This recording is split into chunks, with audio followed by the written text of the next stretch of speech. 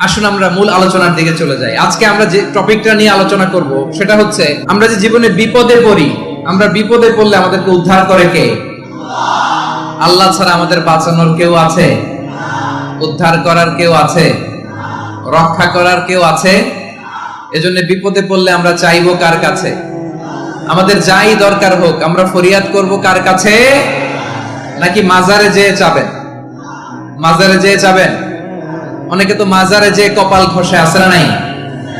মাজারে যে সন্তান চায়, আছে?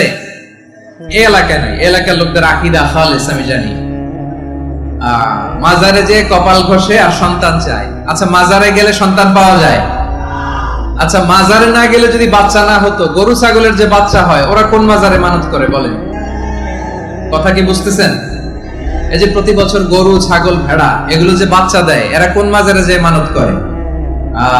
এজন্য চাইতে হবে একজনের কাছে, তিনি কে? আমার প্রিয় পটুয়াখালীবাসী, মাজার জিয়ারত করা সুন্নাহ। আমরা মাজার জিয়ারত করব, আল্লাহ ওয়ালাদের কবরে যাব, আমরা সেখানে যে সালাম দিব, দোয়া করব, নিজের জন্য করব, কবরে শুয়ে থাকা মাইয়েতের জন্য করব, পুরো মুসলিম উম্মার জন্য করব। কিন্তু কবরে যিনি শুয়ে আছে ওই বাবার কাছে সন্তান চাওয়া যাবে? চাকরি চাওয়া যাবে? সফলতা চাওয়া যাবে? সফলতা দেয় কে?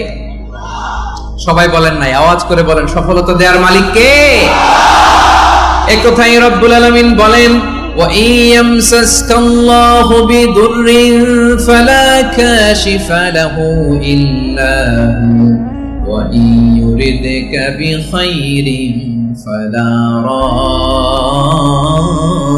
রাদ্দা লিফাদলি يصيب به من يشاء من عباده وهو الغفور الرحيم الله أكبر আল্লাহ বললেন, ওয়া ইয়ামসাসকাল্লাহু বিদুররিন ফালা কাশিফা লাহু ইল্লা হু। আল্লাহ যদি তোমাকে কোনো বিপদ স্পর্শ করায়, আল্লাহ যদি তোমারে কোনো বিপদে ফেলে দেয়, ওই বিপদ থেকে উদ্ধার করার তিনি ছাড়া আর কেউ নাই। জোরে বলেন ঠিক কিনা? তিনি যদি কোনো বিপদে ফেলেন, তিনি ছাড়া বিপদ থেকে উদ্ধার করার কেউ নাই। আর তিনি যদি তোমার প্রতি কোনো অনুগ্রহ করতে চান, ওই অনুগ্রহ ঠেকিয়ে দেওয়ার ক্ষমতাও কারো নাই। আল্লাহ যদি আপনার সফলতা দিতে চায়, পৃথিবীর কোন শক্তি ওই সফলতাকে থামাতে পারে? এজন্য আল্লাহ বললেন, খবরদার, চিন্তা আর আকীদা খালিস করে নাও।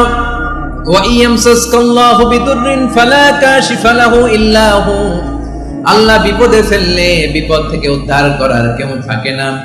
আর আল্লাহ যদি তোমার প্রতি দয়া দেখাতে চান, অনুগ্রহ করতে চান, ওই অনুগ্রহকে প্রতিরোধ করার মতো ক্ষমতা কারো নাই। তিনি তার বান্দাদের মধ্য থেকে যাকে ইচ্ছা তাকে দেন, যত ইচ্ছা তত দেন। তিনি ক্ষমাশীল, তিনি মেহেরবান। সুবহানাল্লাহ। তিনি ক্ষমাশীল, তিনি মেহেরবান। তাহলে এই আয়াত থেকে আমরা বুঝতে পারলাম, আমরা যদি বিপদে পড়ি আমাদেরকে কেউ বাঁচাতে পারে না। আমার বাবা আমারে বাঁচাতে পারে? হ্যাঁ? আমার মা আমাকে বাঁচাতে পারে? আমার বন্ধু আমারে বাঁচাতে পারে? আমার দলের কর্মী আমাকে বাঁচাতে পারে? আমার পীর সাহেব আমারে বাঁচাতে পারে? আমার পটুয়াখালীর ভাইয়েরা খেয়াল রাখবেন, বাঁচাতে পারে এক মহান সত্তা, উদ্ধার করতে পারে এক মহান সত্তা। চিৎকার করে বলুন, তিনি কে? আবার আল্লাহ বললেন, আম্মাই ইউজিবুল মুযতাররা ইযা দাআহু ওয়া ইয়াকশিফুস সুআ ওয়া ইয়াজআলুকুম খুলাফাআল আরদ আইলাহুম মা'আল্লাহ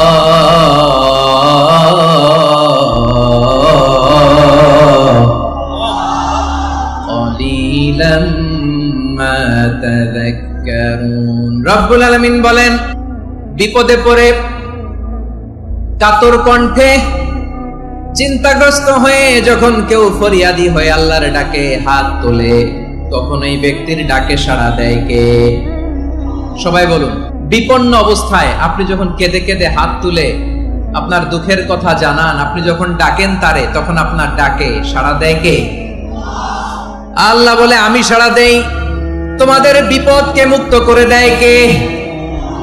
ওই আল্লাহর সাথে কোন উপাস্য আছে নাকি? কিন্তু খুব অল্প সংখ্যক লোকই তোমরা উপদেশ গ্রহণ করো। কথাটা তাহলে বিপন্ন মানবতা যখন কাঁদে, মানুষ যখন বিপদে পড়ে নিরুপায় হয়ে ফরিয়াদ করে, তার ডাক শোনার কেউ নাই একজন ছাড়া। চিল্লায় বলেন তো তিনি কে? এজন্য আমরা ফরিয়াদের হাত কার দিকে তুলব? প্রিয় পটুয়াখালী বলেন, ফরিয়াদের দুটো হাত আমরা কার দিকে তুলবো? এবং খেয়াল রাখতে হবে, মাথার সাথে সেট করে নিতে হবে, আল্লাহ ছাড়া আমাকে উদ্ধার করার কেউ নাই। এই পৃথিবীতে কেউ আপন না। প্রিয় ভাই, বিপদে বললে বোঝা যায় কেউ আপন না। আপন শুধু একজন মহান সত্তা, তিনি কে? এটা কি আপনারা খেয়াল রাখতে পারবেন? হ্যাঁ, বিপদে আপদে কেউ আমাদের বাঁচাতে পারে না, তরাতে পারে না, মুক্তি দিতে পারে না, উদ্ধার করতে পারে না, একমাত্র আমার প্রভু ছাড়া, আল্লাহ ছাড়া। চিল্লায় বলেন ঠিক কিনা? এবং প্রিয় পটুয়াখালীর ভাইয়েরা, মাথার সাথে এটা সেট করে নিতে হবে যে আমাদের পুরো জীবনটাই পরীক্ষা। পুরো জীবনটাই কি? The life is a test. পুরো জীবনটাই পরীক্ষা। এই জীবনে বিপদ আসবে, আপদ আসবে, পরীক্ষা আসবে, সবার জীবনে এটা থাকে। এক একজনের পরীক্ষা এক এক রকম। আমার পরীক্ষা একরকম, মাসুদ ভাইয়ের পরীক্ষা একরকম, চৌধুরী সাহেবের পরীক্ষা একরকম, আপনার পরীক্ষা একরকম, ওনার পরীক্ষা আবার আরেক রকম। পুরো পৃথিবীটাই পরীক্ষা ক্ষেত্র, সবাই পরীক্ষা দিচ্ছি, কিন্তু কারো পরীক্ষা প্রশ্নের সাথে কারোটার মিল নাই। সুবহানাল্লাহ পড়বেন না? পুরোটাই পরীক্ষা ক্ষেত্র, সবাই পরীক্ষার্থী, কিন্তু প্রশ্নপত্র একটার সাথে আরেকটা মিলে না। One doesn't match the other. একজনেরটার সাথে আরেকজনেরটা মিলে না। কাউকে আল্লাহ তাআলা ধনী বানিয়ে পরীক্ষা করেন। কি বানিয়ে? কথা কি বুঝতেছেন নাকি কষ্ট হচ্ছে? কষ্ট হচ্ছে আপনাদের? কাউকে আল্লাহ ধনী বানিয়ে পরীক্ষা করেন, আবার কাউকে আল্লাহ তাআলা গরিব বানিয়ে পরীক্ষা করেন, কাউকে আল্লাহ অসুস্থ বানিয়ে পরীক্ষা করেন। কেউ দেখবেন যে দুরারোগ্য ব্যাধিতে আক্রান্ত, ডাক্তার বলেছে আর সময় নাই, দুরারোগ্য ব্যাধি, ক্যান্সার, যার নেই কোনো অ্যান্সার, তার জন্য পরীক্ষা হচ্ছে এই রোগ। আরেক লোক দেখবেন তার আবার রোগ বালাই নাই, মাশাআল্লাহ, তাকে আল্লাহ তাআলা আর্থিক দৈন্যতা, দারিদ্রতা দিয়ে পরীক্ষা করছেন। এরকম আছে না নাই? টাকা পয়সা নাই, দিন আনে দিন খায়, যা আছে তাতে চলে না, এটা তার জন্য পরীক্ষা। আবার আরেক শ্রেণীর লোক দেখবেন তাকে আল্লাহ অসুস্থতাও দেয় নাই, দারিদ্রতাও দেয় নাই, তার দাম্পত্য জীবনের সমস্যা আছে না নাই? স্ত্রী কথা শোনে না, অথবা ছেলে মেয়ে কথা শোনে না। তাহলে পরীক্ষা সবার জীবনে আছে, এক একজনের পরীক্ষাটা এক এক রকম। আল্লাহ তাআলা দেখতে চায় যে এই পরীক্ষার সময় আমরা কিরকম রেসপন্স করি, how to deal with the test, কিভাবে এই বিপদ আপদ পরীক্ষাগুলোকে আমরা হ্যান্ডেল করব, ডিল করব। এটা হচ্ছে আজকের আলোচনার বিষয়। বুঝতে পেরেছেন সবাই? আমার প্রিয় ভাইরা, তাহলে পরীক্ষাময় আমাদের জীবন, বিপদ আপদ পরীক্ষা, এটা মানুষের পিছু ছাড়ে না। সবার জীবনে পরীক্ষা আছে। নবীদের জীবনেও পরীক্ষা ছিল। সাহাবারা জিজ্ঞেস করেছেন, ইয়া রাসূলুল্লাহ, আইয়ুন নাসি আশাদ্দু বালাআন ফিদ দুনিয়া, এই দুনিয়ার বুকে কাদের পরীক্ষা সবচেয়ে বেশি? বিশ্বনবী বলেছেন, আল আম্বিয়া। এই পৃথিবীতে সবচেয়ে বেশি পরীক্ষা আল্লাহ তাআলা নিয়ে থাকেন নবীদের। কাদের? নবীদের। সুম্মাল আমসাল ফাল আমসাল, এরপরে নবীদের পরের স্তরে যারা, তাদের পরীক্ষা। এরপরে তাদের পরের স্তরে যারা, তাদের পরীক্ষা। সিদ্দিকিনদের, শুহাদাদের, সালিহিনদের, আল্লাহওয়ালাদের। যার ঈমান যত মজবুত, তার জীবনে পরীক্ষাও তত বেশি। চিল্লায় বলেন ঠিক কিনা? তাহলে মুমিনরা, বিশ্বাসীরা, আমরা কি পরীক্ষা বিপদ আপদে ভয় পাই? হ্যাঁ, বিপদ দেখলে ভয় লাগে আপনাদের? ভয় লাগে? হ্যাঁ, না, মুমিনরা বিপদে ভয় পায় না, তারা হতাশ হয় না, সুবহানাল্লাহ, তারা নিরাশ হয় না। বিশ্বাসীরা হাল ছেড়ে দেয় না, তারা ভরসা রাখে একজনের উপর। চিল্লায় বলতে হবে তিনি কে? কারণ মুমিন জানে, the grief isn't permanent, the test isn't permanent, the struggle in our life isn't permanent. আমাদের জীবনের দুঃখ, কষ্ট, স্ট্রাগল, এগুলো পার্মানেন্ট নয়। After every difficulties there is an ease. সব কষ্টের পরেই একটা সুখ আছে না নাই? রব্বুল আলামিন বলেন, ফা ইন্না মাআল উসরি ইউসরা, ইন্না মাআল উসরি ইউসরা, ভয় পেও না, চিন্তা করো না, কষ্টের সাথেই আমি রেখে দিয়েছি স্বস্তি। সুবহানাল্লাহ বলেন। মুমিন জীবনে বিপদ যত বেশি, কষ্ট যত বেশি, তার সামনে সফলতা তার চেয়েও বেশি। ঠিক কিনা বলেন? কারণ বিশ্বাসীরা জানে, রাত্রি যত গভীর হয়, সুবহে সাদিকের সময় তত আগাতে থাকে। গর্ভবতী নারীর পেটের ব্যথা যত বাড়তে থাকে, ঘরে নতুন মেহমান আগমনের সময় ঘনাতে থাকে। মুমিনদের উপর বিপদ, অত্যাচার, আপদ, পরীক্ষা যত বাড়তে থাকে, কালেমার পতাকা উড্ডয়নের সময় কাছে আসতে থাকে। বিশ্বাসীদের এগুলো হিসাব মিলানো অনেক আগে, এগুলো অনেক আগে হিসাব মিলানো। দুঃখের আধার শেষে সুখের আলো মিটি মিটি হাসে, চিল্লায় বলেন ঠিক কিনা? দুঃখের আধার শেষে আলোর প্রভাত হাসে, হতাশার কালো মেঘে যায় গো ভেসে, হতাশার কালো মেঘে যায় গো ভেসে। দুঃখের আধার শেষে আলোর প্রভাত হাসে, হতাশার কালো মেঘে যায় গো ভেসে, হতাশার কালো মেঘে যায় গো ভেসে। কোরআনের পাতায় পাতায় দেখো ঈমানের পথ ঢাকা ব্যথার কাটায়। কোরআনের পাতায় পাতায় দেখো ঈমানের পথ ঢাকা ব্যথার কাটায়। ভেঙে পড়ো না কভু হতাশ হয়ে, ভেঙে পড়ো না কভু হতাশ হয়ে, জ্বলে পড়ে খাঁটি সোনা হও গো শেষে, জ্বলে পড়ে খাঁটি সোনা হও গো শেষে। দুঃখের আধার শেষে আলোর প্রভাত আসে, আর কালো মেঘে যাই গো ভেসে, হতাশার কালো মেঘে যাই গো ভেসে। ঠিক কিনা বলেন? দুঃখ যত বেশি, পরীক্ষা যত বেশি, কষ্ট যত বেশি, সুখের সময় তত কাছাকাছি, চিল্লায় বলতে হবে ঠিক কিনা? এজন্য মুমিন জীবনে পরীক্ষা বেশি, মুমিনদের হতাশা নাই। মুমিনরা নিরাশ হয় না, হতাশ হয় কাফিররা। মুমিনরা কখনো হাল ছেড়ে দেয় না, মুমিনরা ভরসা রাখে একজনের উপর, তিনি কে? তাহলে আমার প্রিয় পটুয়াখালীবাসী, বিপদ থাকবে, পরীক্ষা থাকবে, এই বিপদ থেকে আমাদেরকে উদ্ধার করবেন একজন, তিনি কে? আমরা শুধু আল্লাহর উপরই ভরসা রাখবো। রাজি আছেন তো? চাইবো একজন সত্তার কাছে, আওয়াজ করে বলুন তিনি কে? একজন সত্তার কাছে চাইবে। বিশ্বনবী ওনার চাচাতো ভাই আব্দুল্লাহ ইবনে আব্বাস রাদিয়াল্লাহু তাআলা আনহুকে বললেন, ইয়া আব্দুল্লাহ ইবনুল আব্বাস, হে আব্দুল্লাহ ইবনে আব্বাস, ইদা সাআলতা ফাসআলিল্লাহ, যখন চাইবে আল্লাহর কাছে যাও। ও আব্দুল্লাহ, যখন চাইবা আল্লাহর কাছে চাও। ওয়া ইদা ইসতাআনতা ফাসতাইন বিল্লাহ, যখন সাহায্য চাইবা আল্লাহর কাছে ফরিয়াদ করো। জেনে রেখো ও আব্দুল্লাহ, ওয়া'লাম আন্নাল উম্মাতা লাউ ইজতামাআত আলা আন ইয়ানফাউকা বিশাইইন লাম ইয়ানফাউকা ইল্লা বিশাইইন ক্বাদ কাতাবাহু আল্লাহু লাক। ও আব্দুল্লাহ, জেনে রেখো, মনে রেখো, গোটা বিশ্বের সবাই মিলে যদি তোমার উপকার করতে চায়, ততটুকুই তারা করতে পারবে যতটুকু আল্লাহ তোমার নসিবে সেটা লিখে রেখেছে। ঠিক কিনা বলেন? আর যদি গোটা বিশ্বের সবাই মিলে তোমার বিরুদ্ধে কনস্পাইরেসি করে, ষড়যন্ত্র করে, গোটা বিশ্বের সবাই মিলেও যদি তোমার ক্ষতি করতে চায়, ততটুকুই শুধু পারবে যেটা আল্লাহ তোমার জন্য বরাদ্দ রেখেছে। যতটুকু আল্লাহ তাআলা তোমার জন্য বরাদ্দ রেখেছে অতটুকুই ক্ষতি করতে পারবে, আর এক চুল বেশিও করতে পারবে না, কমও করতে পারবে না। চিল্লায় বলেন ঠিক কিনা? এজন্য আমরা চাইবো কার কাছে? সবাই বলেন নাই, আওয়াজ করে বলেন কার কাছে? সব সময় আমরা আল্লাহর কাছে চাইবো, বিপদে আপদে, সুখে দুঃখে, সচ্ছল অবস্থায় অসচ্ছল অবস্থায়, পরাজয়ের সময় বিজয়ের সময়, সব সময় আমরা ভরসা রাখবো কার উপর? সবাই বলুন। একদল লোক আছে যারা বিপদে পড়লে আল্লাহরে ডাকে, আছে না নাই? পটুয়াখালীতে মাশাআল্লাহ নাই। বিপদ আসলে আল্লাহরে ডাকে, বিপদ নাই আল্লাহও নাই। বিপদে পড়লে নামাজ পড়ে, বিপদও নাই নামাজও নাই। বিপদে পড়লে জিকির করে, বিপদ যখন চলে যায় ওদের জিকিরও বন্ধ হয়ে যায়। এরকম আছে না নাই?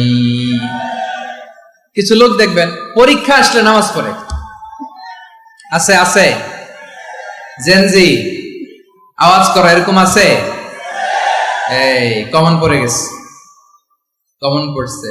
দেখবেন পরীক্ষার সময় নামাজ পড়ে, পরীক্ষাও নাই নামাজও আছে। এরকম কিছু লোক আছে অসুস্থ হলে আল্লাহরে বড্ড ভালোবাসে, আল্লাহরে খুব ডাকে। অসুস্থ হইলে অসুস্থতাও নাই, আল্লাহ স্মরণও নাই। দেখবেন কিছু লোক নির্বাচন আসলে খুব আল্লাহওয়ালা হয়ে যায়। তখন দেখবেন মাথার মধ্যে হেজাব লাগায়, পাঞ্জাবি লাগায়, আল্লাহওয়ালা হয়ে যায়। নির্বাচনও নাই, এরপরে আল্লাহর কথাও নাই। আছে না নাই? না, এরকম হওয়া যাবে না। সব সময় আমরা আল্লাহরে ডাকবো, বিপদে আপদে সব সময় ভরসা রাখবো আমরা একজনের উপর। আওয়াজ করে বলেন, তিনি কে? এ কথায় আল্লাহ তাআলা আমাদের চোখে আঙ্গুল দিয়ে জানিয়ে দিলেন, ফাইদা রাকিবু ফিল ফুলকি দা'আবুল্লাহা মুখলিসিনা লাহুদ্দিন ফালাম্মা নাজ্জাহুম ইলাল বাররি ইযা হুম ইউশরিকুন। আল্লাহ বলে, একদল লোক আছে, তারা যখন নৌযানে চড়ে, জলযানে চড়ে, সাগরের মধ্যে যখন জাহাজে চড়ে, লঞ্চে চড়ে, তারা যখন তুফানের সম্মুখীন হয়, তখন তারা আল্লাহরে বড্ড বেশি ডাকে, একান্ত ভাবে ডাকে, বিশুদ্ধ চিত্তে ডাকে। আবার তুফান থেকে তাদেরকে সেফ জোনে নিয়ে, নিরাপদ জোনে নিয়ে যখন বন্দরে আমি আল্লাহ তাদেরকে ভিড়িয়ে দেই, ওই লোকগুলো আবার আমি আল্লাহর সাথে শিরিক করে। এরকম আছে না নাই? জাহাজে উঠছে, সাগরের মাঝখানে তুফান, ওই সময় দেখবেন আল্লাহ কারে কয়। এই কথা তো আপনাদেরকে বোঝানো সহজ, আপনারা তো নদীর দেশের মানুষ। লঞ্চে চড়েন নাই কারা কারা? দেখি, লঞ্চে চড়ছেন? হ্যাঁ, লঞ্চে চড়ে নাই এরকম একজনও নাই এখানে। আচ্ছা, লঞ্চে উঠছেন কে কে? দেখি। মাশাআল্লাহ, মাশাআল্লাহ, মাশাআল্লাহ। ঠিক আছে, আপনাদের বোঝানো সহজ।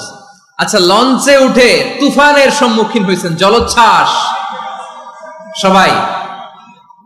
মাশাআল্লাহ। তো এই ওয়াজ তো আপনাদের মুখস্থ, ঠিক কিনা বলেন?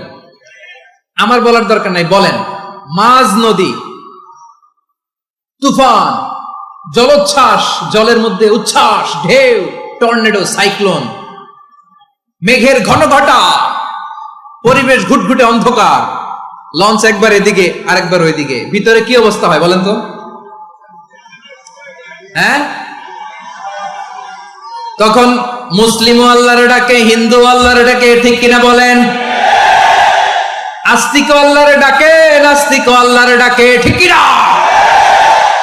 লঞ্চের ভেতর, স্টিমারের ভেতর কান্নারে রোল পড়ে যায়, চিৎকারের রোল পড়ে যায়, সবার মুখ দিয়ে শুধু একটা আওয়াজ, লা ইলাহা ইল্লাল্লাহ, লা ইলাহা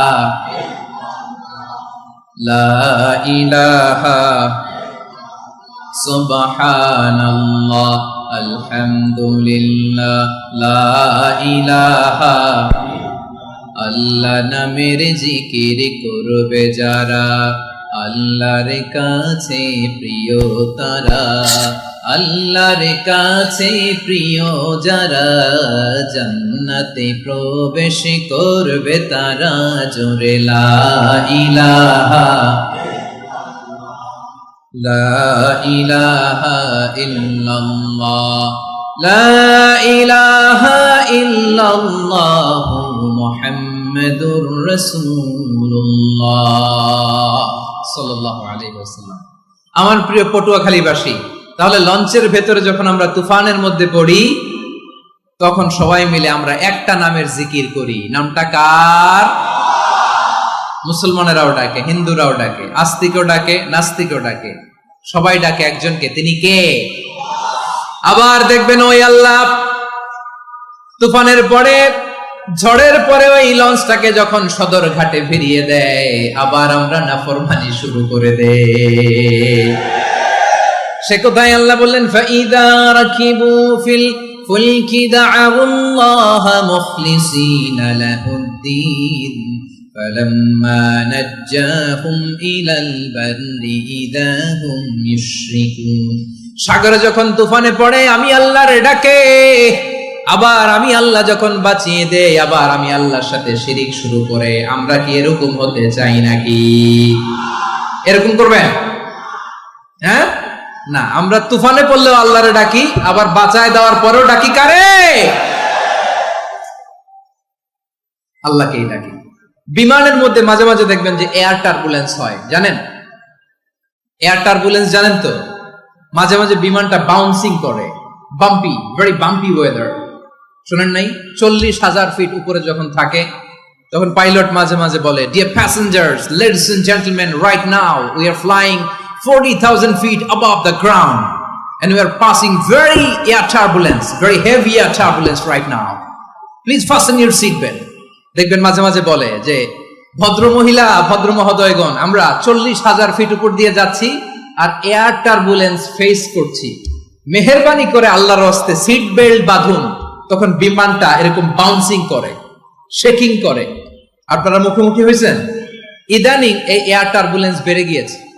গত বছর আমার ইন্টারন্যাশনাল অনেকগুলো ফ্লাইট ছিল, তো আমি দেখলাম যে আগের ফ্লাইটগুলোর তুলনায় এখন এয়ার টার্বুলেন্স খুব বেশি।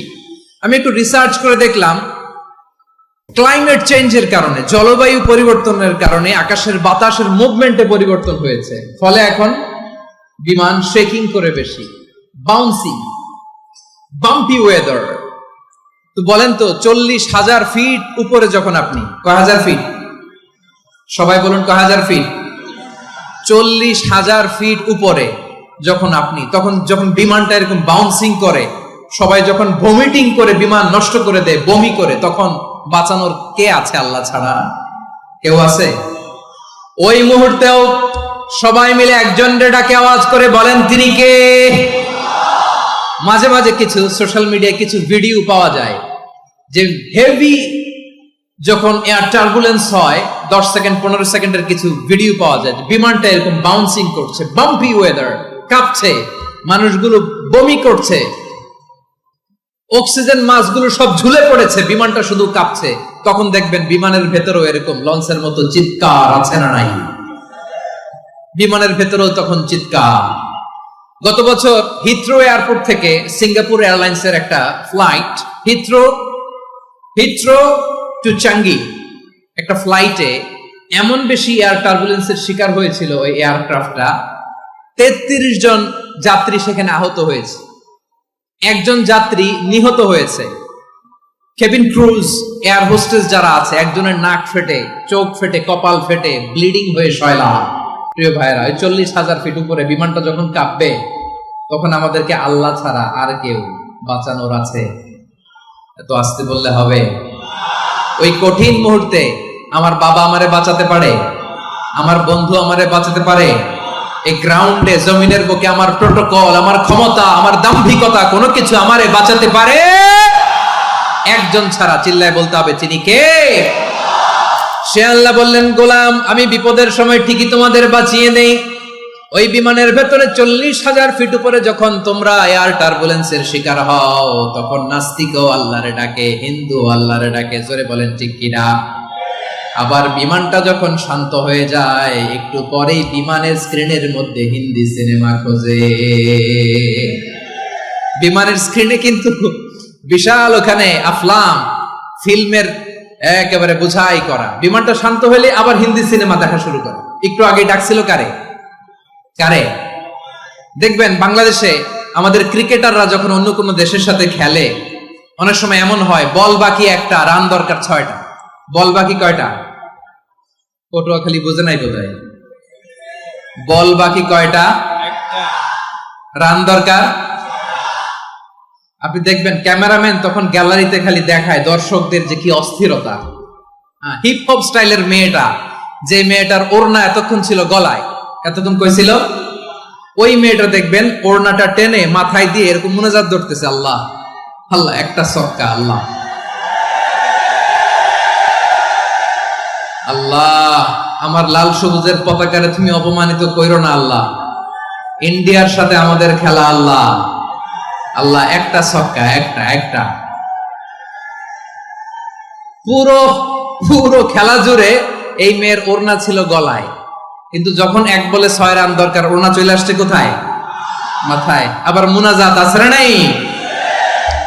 ঠিকই বাংলাদেশের দামাল ছেলে এমন এক শট মারলো, বল চলে গেল স্টেডিয়ামের বাইরে, ছক্কা, জিতে গেলাম আমরা। পুরো স্টেডিয়াম জুড়ে চিৎকার, হই হুল্লোড়, মৌজ মাস্তি। যেই মেয়েটা মাথার মধ্যে ওড়না দিয়ে এতক্ষণ সুবহানাল্লাহ সুবহানাল্লাহ বলে আল্লাহর কাছে দোয়া করেছে, ওই মেয়ে এখন আবার ওড়না ফেলে দিয়ে নাচা শুরু করে দিয়েছে। তাহলে আল্লাহর ভয়, আল্লাহর প্রতি আস্থা, বিশ্বাস, ভালোবাসা, এটা কি ক্ষণিকের জন্য? মানে আমার যখন লাগবে তখন আল্লাহর ইউজ করবো নাকি? হ্যাঁ, বিপদে আপদে, সুখের সময় দুঃখের সময়, সচ্ছল অসচ্ছল অবস্থায় বিশ্বাসীরা ভরসা রাখে একজনের উপর। চিৎকার করে বলো, পটুয়াখালী তিনি কে?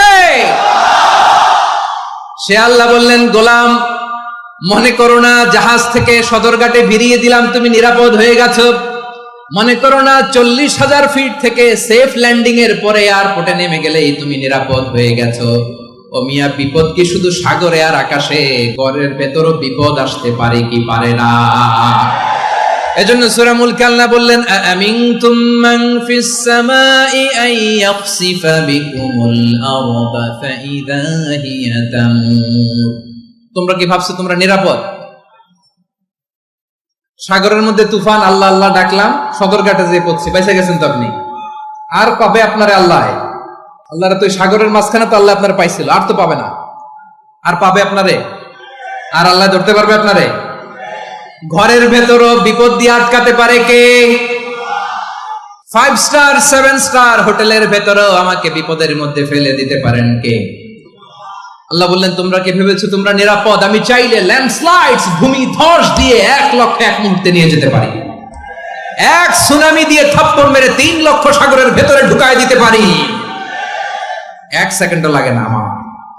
أم أمنتم من في السماء أن يرسل عليكم حاصبا فستعلمون كيف نذير। আল্লাহ চাইলে আকাশ থেকে পাথর বৃষ্টি নাজিল করতে পারেন কি পারেন না? এই মুহূর্তে এখানে ভূমিকম্প দিতে পারেন কি পারেন না? আচ্ছা, ভূমিকম্প যখন হয় আমাদের কারো হুঁশ থাকে? আপনি মনে করছেন আমরা সাধারণ মানুষ, আমরা দৌড় দেই, আর প্রেসিডেন্ট প্রধানমন্ত্রী ওনারা বুঝি খাটে শুয়ে থাকে? কথা বুঝে নাই বোধহয়। ভূমিকম্প, আর্থকোয়েক যদি হয়, বাঁচার জন্য আমরা কি করি? হয় খাটের তলায়, ডাইনিং টেবিলের নিচে, উপরে শক্ত কিছু আছে এটার নিচে, অথবা ঘর থুইয়া দেও দৌড়। তো প্রধানমন্ত্রী উনি কি করে? প্রেসিডেন্ট উনি কি করে? হ্যাঁ, উনি খাটের মধ্যে যে শুয়ে থাকে নাকি? উনিও দৌড়, সাধারণ মানুষও দৌড়, প্রধানমন্ত্রীও দৌড়, বাড়িওয়ালাও দৌড়, ভাড়াটিয়াও দৌড়, সবাই দৌড়। নাকি ভাড়াটিয়ারা বাড়ি থুইয়া দৌড়, বাড়িওয়ালারা আর বেরোয় না? এরকম না। তাহলে যে কোনো মুহূর্তে ভূমিকম্প দিয়ে নাস্তানাবুদ করতে পারে কে? আমার প্রিয় ভাইয়েরা, আমরা নিরাপদ নই, আমরা তার দয়ায় বেঁচে আছি। কার দয়ায়?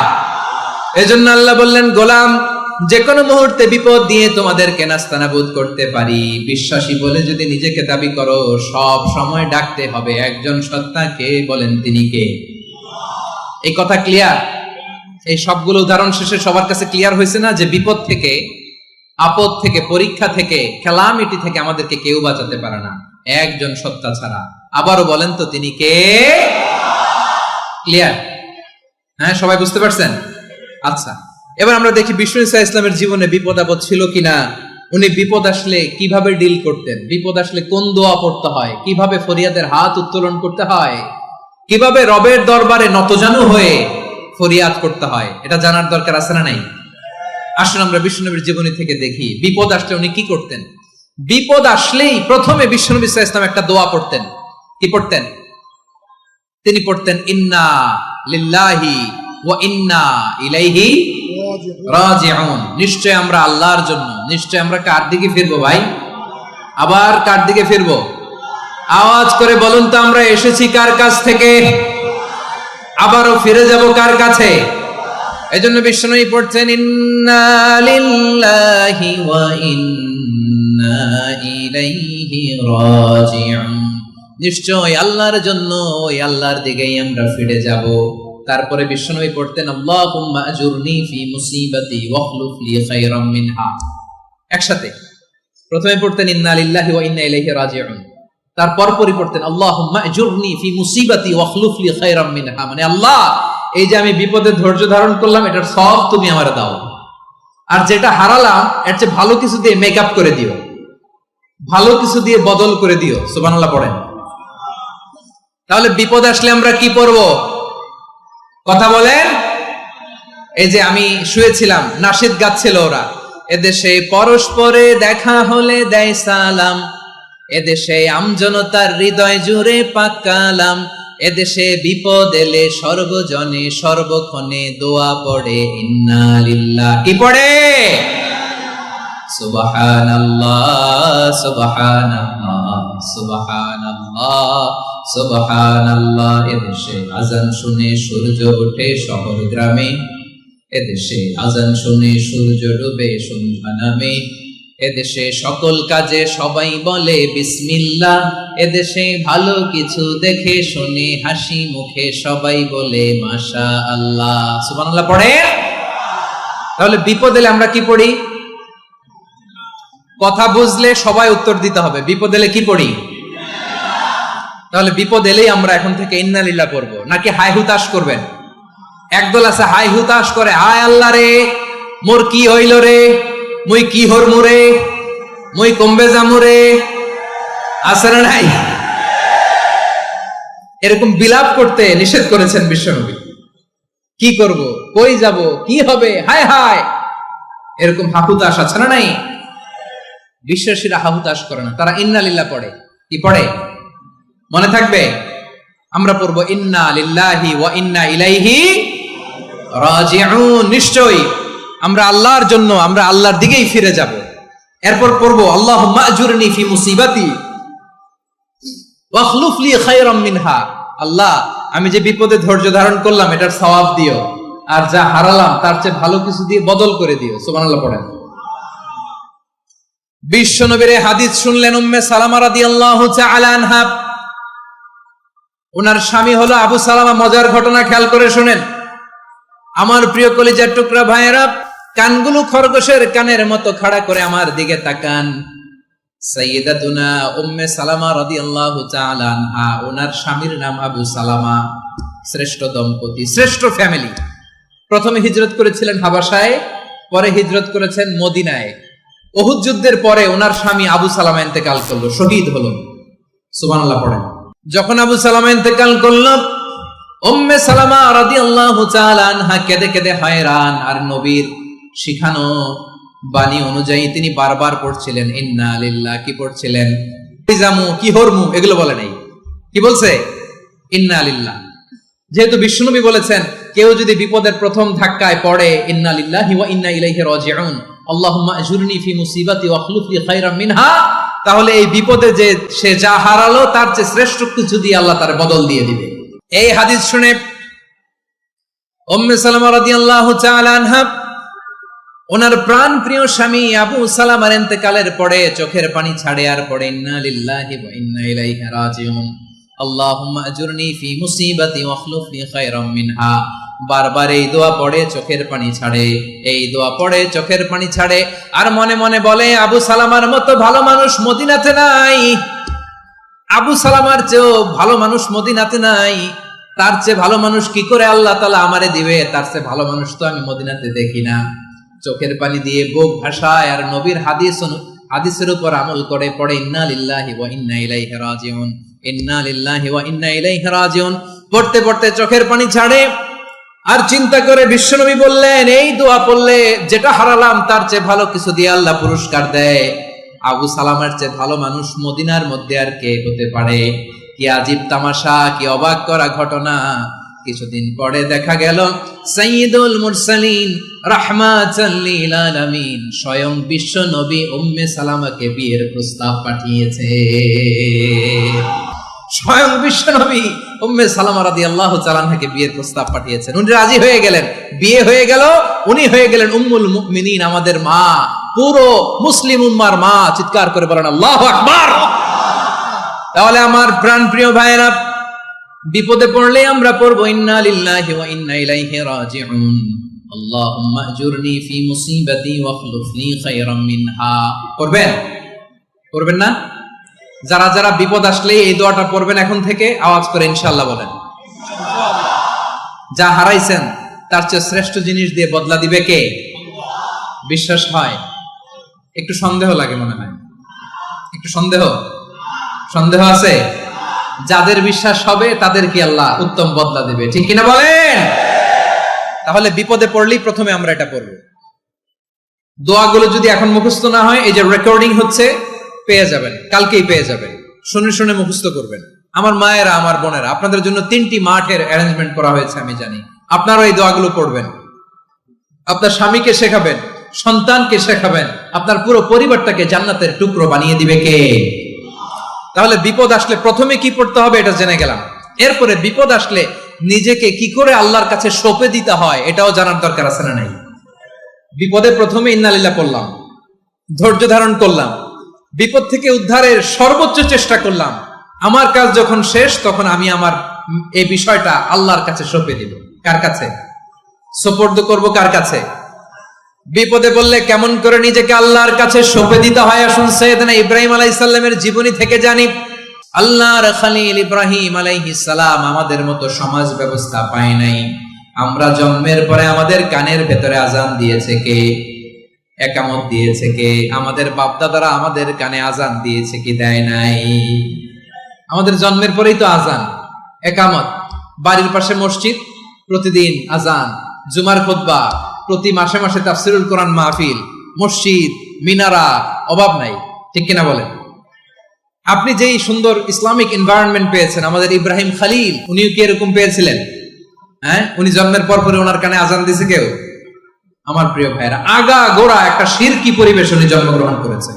উনি ছাড়া ওই তল্লাটে একজনও আল্লাহর উপর বিশ্বাসী নাই। কল্পনা করতে পারেন? গোটা তল্লাটে, গোটা দেশে বিশ্বাসী মুমিন, আল্লাহর উপর বিশ্বাস স্থাপনকারী কয়জন? সবাই বলেন কয়জন? বাকি সব মুশরিক। বাকি সব মুশরিক নিজের সাথে নিজে শক্ত বোঝাপড়া করে, অ্যানালজি করে, সেলফ কনভারসেশন করে উনি মহা সত্যের সন্ধান পেয়েছেন। উনি আকাশের তারা দেখে ভাবে মনে হয় এটাই আমার খোদা, পরে দেখে তারা নাই, মনে মনে বলে না তাইলে এটা না। আবার চাঁদ দেখে বলে চাঁদটা বড় মায়া লাগে, মনে হয় এটাই আমার রব, পরে দেখে চাঁদও নাই, কয় না এটা না। এরপরে দ্বীপ প্রহরের জলজলে সূর্যটা খাঁ খাঁ করে গোটা পৃথিবীটারে রৌদ্র দিয়ে তাতিয়ে রাখে। তিনি ভাবলেন মনে হয় এটাই আমার রব, কারণ এটাই তো সবচেয়ে বড়। কিন্তু বিকেল বেলা ওই সূর্যটাও যখন চলে যায়, সাইয়েদনা ইব্রাহিম বলে না এটাও তো নাই, আমার খোদা যদি আমারে ছেড়ে চলে যায়, বিপদে পড়লে আমারে উদ্ধার করবে কে? এভাবে নিজের সাথে অ্যানালজি, সেলফ কনভারসেশন করতে করতে করতে তিনি মহা সত্যের সন্ধান পেয়েছেন। সুবহানাল্লাহ পড়েন। সব শেষে তিনি ডিসিশন নিয়ে ঘোষণা দিলেন, ইন্নী ওয়াজ্জাহতু ওয়াজহিয়া লিল্লাযী ফাতারাস সামাওয়াতি ওয়াল আরদা হানিফান ওয়া মা আনা মিনাল মুশরিকিন। নিশ্চয় আমি এমন সত্তার দিকে মনোনিবেশ করলাম, মুখাপেক্ষী হলাম, যিনি আকাশ বানিয়েছেন, জমিন বানিয়েছেন, আমি মুশরিক নই। সুবহানাল্লাহ। পারতেন? আপনি পারতেন? কেউ নাই, লক্ষ লক্ষ মুশরিক, আপনি একা। ওনার মতো এরকম বিচক্ষণতা দিয়ে আল্লাহরে খুঁজে পাইতে পারতেন আপনি? কি নবী ছিল, আল্লাহকে খুঁজে পেয়েছে। যখন আল্লাহর ইবাদত শুরু করলো, এই কথা ছড়ায় পড়লো চারদিকে। নমরুদ সাইয়েদনা ইব্রাহিমকে ডেকে পাঠালেন। নমরুদ বলে, ইব্রাহিম তুমি নাকি মূর্তির পূজা না করে কোন নতুন রবের ইবাদত করো, কে তোমার রব? সাইয়েদনা ইব্রাহিম বললেন, রব্বি আল্লাযী ইউহয়ী ওয়া ইউমীত, আমি এমন রবের ইবাদত করি যিনি জীবন দেন, যিনি মৃত্যু দেন। নমরুদ বলে, তাই নাকি? তোমার রব জীবন দেয়, মৃত্যু দেয়? আর এটা তো আমি দেই, আমিও তো জীবন দেই, আমিও তো মৃত্যু দেই। সাইয়েদনা ইব্রাহিম বললেন, কেমন করে তুমি জীবন দাও, মৃত্যু দাও, একটু দেখাও তো। নমরুদ জেলখানা থেকে দুজন কয়েদিকে ডেকে আনলো। কয়েদি এনে অর্ডার করলো, একটাকে এখনই শিরোচ্ছেদ, হেড অফ, ডেথ পেনাল্টি, মৃত্যুদণ্ড দেয়া হলো, ফিনকি দিয়ে রক্ত বেরোলো। নমরুদ বলে, দেখো দুজনকে ধরে আনলাম, একজন কয়েদিকে দিলাম ডেথ পেনাল্টি, মৃত্যুদণ্ড, ওরে মৃত্যু দিলাম। আরেকজন যে দাঁড়িয়ে আছে, চাইলে ওরেও আমি মৃত্যুদণ্ড দিতে পারি, কিন্তু না, ওরে আমি দিব না, ওরে আমি বাঁচাইয়া দিলাম, ছেড়ে দিলাম, মানে জীবন দিলাম। দেখো ইব্রাহিম, তোমার চোখের সামনে একজনরে মৃত্যু দিলাম, আরেকজনরে জীবন দিলাম। আপাত দৃষ্টিতে তাই তো, একজনরে তো জীবন দিল, আরেকজনরে মৃত্যু দিল। সাইয়েদনা ইব্রাহিম এবার বিপাকে পড়ে গেলেন। কিন্তু এক একজন নবীকে আল্লাহ এমন উইজডম, এমন উইজডম বিচক্ষণতা দিয়ে এই জমিনে পাঠিয়েছেন, মুহূর্তের মধ্যে আল্লাহর খলিল ইব্রাহিম বললেন, فإن الله يأتي بالشمس من المشرق فأت بها من المغرب فبهت الذي كفر। আল্লাহর খলিল ইব্রাহিম বললেন, নমরুদ বুঝলাম তুমি জীবন দাও মৃত্যু দাও দেখলাম, কিন্তু আমার রব আমার আল্লাহ প্রতিদিন সকালবেলা উষা লগ্নে ওই পূর্ব দিগন্ত থেকে সূর্যটাকে উদিত করেন, সাঁঝের বেলা বিকেল বেলা কুথুরি লগ্নে সন্ধ্যা বেলা ওই দ্বিপ্রহরের জল জলে সূর্যটাকে পশ্চিম দিগন্তে ডুবিয়ে দেন। মানে সকালবেলা পূর্ব দিক থেকে উদিত করা সূর্যটাকে পশ্চিম দিকে বিকেলে তিনি ডুবিয়ে দেন। তুমি যদি পারো ওই সূর্যটাকে পশ্চিম দিক থেকে উদিত করে পূর্ব দিকে ডুবিয়ে দাও। সুবহানাল্লাহ পড়বেন না? দেখেন, ইনস্ট্যান্ট ইন্টেলেক্ট, মুহূর্তে বিচক্ষণতা, উইজডম কাকে বলে? নমরুদ পারবে? নমরুদের বাপ পারবে? ওর দাদা, ওর 14 গোষ্ঠী, গোটা বিশ্বের সব ক্ষমতাধর রাষ্ট্রনায়করা একসাথে হলে পারবে? ফাবহিতাল্লাযী কাফার পারে নাই, ব্যর্থ হয়েছে। এবার তেলে বেগুনে জ্বলে উঠেছে, রেগে মেগে আগুন বলে ফালকুহু ফিল জাহিম।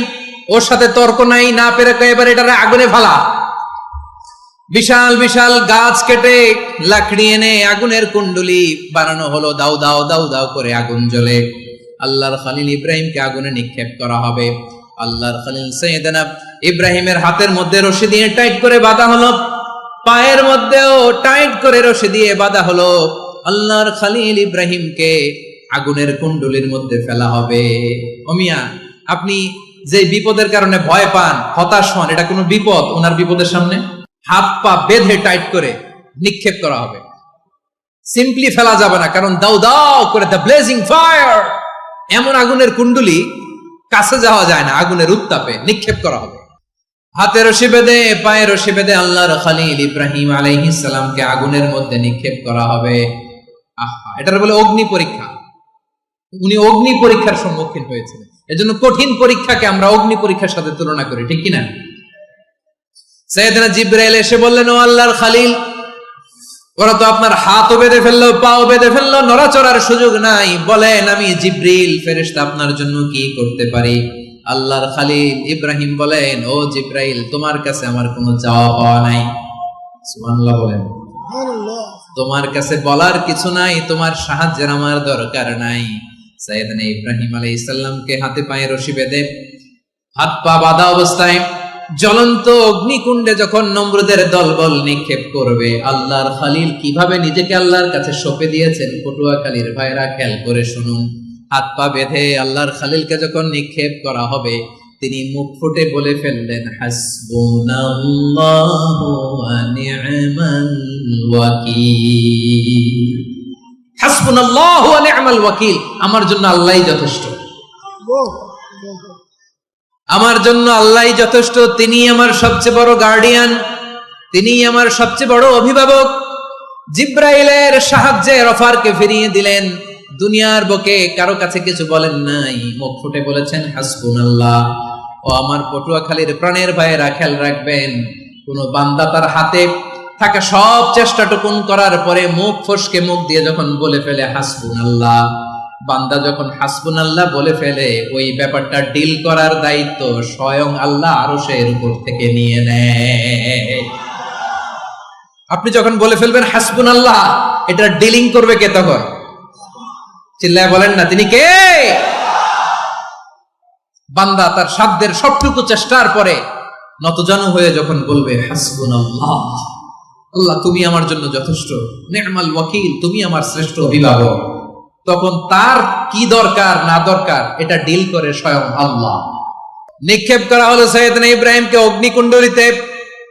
হাজার হাজার মানুষের দৃশ্য দেখার জন্য জড়ো হয়েছে এরকম বিশাল ময়দানে। কিন্তু কি অবাক করা ঘটনা, সবাই ভয় পাচ্ছিল, না জানি কি হয়ে যায়। আল্লাহর খলিলকে যখন আগুনের কুণ্ডলিতে নিক্ষেপ করা হয়, আল্লাহর খলিল ইব্রাহিম আগুনের কুণ্ডলের মধ্যে বসে বসে মানুষগুলোর দিকে তাকিয়ে হাসতে শুরু করে দেয়। কারণ আকাশ থেকে রব্বুল আলামিন স্পেশাল ভার্ডিক্ট নাজিল করে